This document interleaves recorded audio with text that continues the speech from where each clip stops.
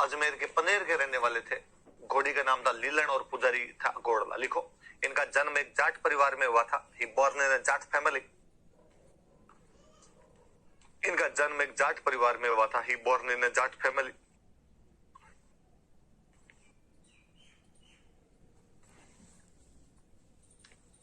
पुष्पेंद्र अगर ऐसा शेरशाह मूवी देख ली क्या? लेफ्टिनेंट विक्रम बत्रा की बहादुरी की कहानी है। लेफ्टिनेंट था विक्रम बत्रा, कैप्टन था, लेफ्टिनेंट था। देखनी है भाई पुष्पेंद्र, देखी नहीं, दोनों देखनी है। भुज भी देखनी है और शेरशाह भी देखनी है।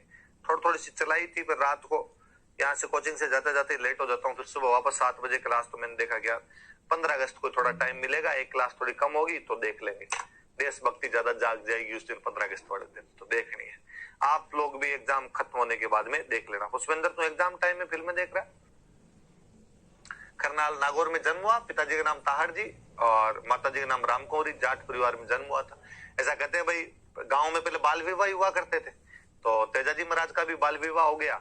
और इनकी पत्नी पेमल दे थे, अजमेर में पनेर गांव के रहने वाले थे, पर तब तक गोना नहीं हुआ था। मुकलावा जिसको बोलते हैं, गोना जिसको बोलते हैं, वो नहीं हुआ था, तो आते नहीं थे।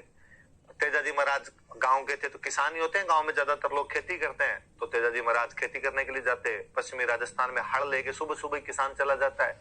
जो खाना होता है वो परिवार की महिलाएं बाद में पीछे से लेके जाती है। तो कहते एक बार तेजाजी महाराज हल चलाने के लिए गए हुए, ये तपता हुआ राजस्थान, गर्मियां पड़े भयंकर, और इनकी भाभी खाना लेके जाया करते थे, वो एक दिन टाइम पे नहीं गए। अब भाई आदमी की आंतड़ियां जवाब दे जाए।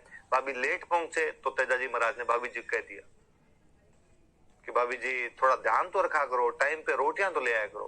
भाभी जी ने वापस कहा, इतने गर्म फल के खाने हैं तो खुद वाले लेके आओ, मेरे से तो आज बने न कल बने। तेजाजी ने टिफिन किया पैक, का आप तो खाएंगे तो अपने वाली के हाथ की खाएंगे, आपकी रोटियां तो नहीं खाएं।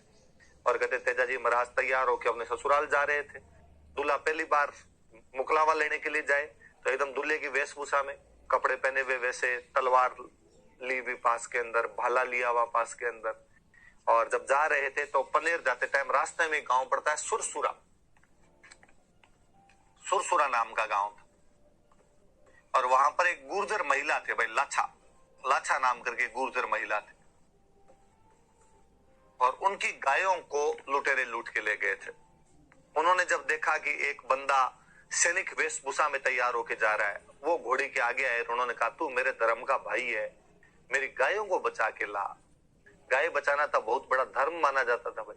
तेजाजी महाराज उन लुटेरों का पीछा करते हैं, शानदार युद्ध लड़ते हैं, युद्ध में घायल हो जाते हैं भयंकर तरीके से, पर उन गायों को बचा के लेके आ जाते हैं। तो वास्तव में तो उन गायों को बचाने वाले देवता के रूप में हम तेजाजी महाराज को याद करते हैं।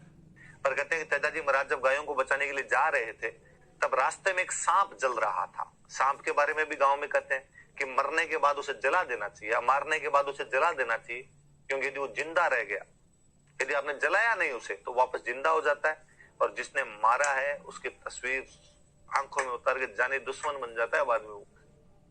तो इसको जलाना चाहिए। तो सांप जल रहा था, तेजाजी महाराज ने देखा गया यार बेचारा सांप जल रहा है, उन्होंने अपने भाले से उस सांप को बाहर निकाल दिया।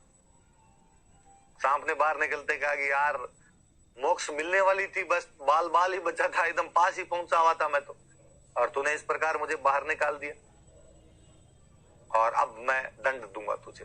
तेजाजी महाराज ने कहा सॉरी यार भाई, गलती भी है मेरे से, मैं दंड भुगतने के लिए तैयार हूं, पर एक बार मैं लाछा को वचन दे के आया हूं कि उसकी गाय बचाऊंगा। एक बार मैं उसकी गाय बचा दूंगा, वापस आऊंगा तेरे पास में, और तू जैसे कहेगा वो दंड मैं भुगतने के लिए तैयार हूं। कहते गाय पहुंचाने के बाद उस घायल अवस्था में वो सांप के पास पहुंचते हैं, और सांप कहते हैं भाई तू क्या दंड दे सकता है, दंड दे मुझे।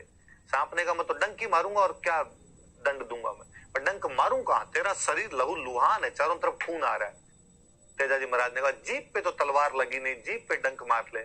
आज दिन तक आप तेजाजी महाराज की जो भी तस्वीर देखेंगे उनमें सांप उनकी जीभ पे डंक मार रहा है। तेजाजी महाराज की मृत्यु सांप के डंक की वजह से हुई। उन्होंने कहा आज भले ही मैं खुद सांप के डंक की वजह से मेरी मृत्यु हो रही है, पर आइंदा से मैं किसी को सांप के काटने से नहीं मरने दूंगा। तेजाजी महाराज को भी हम एक सर्वरक्षक देवता के रूप में पूजते हैं।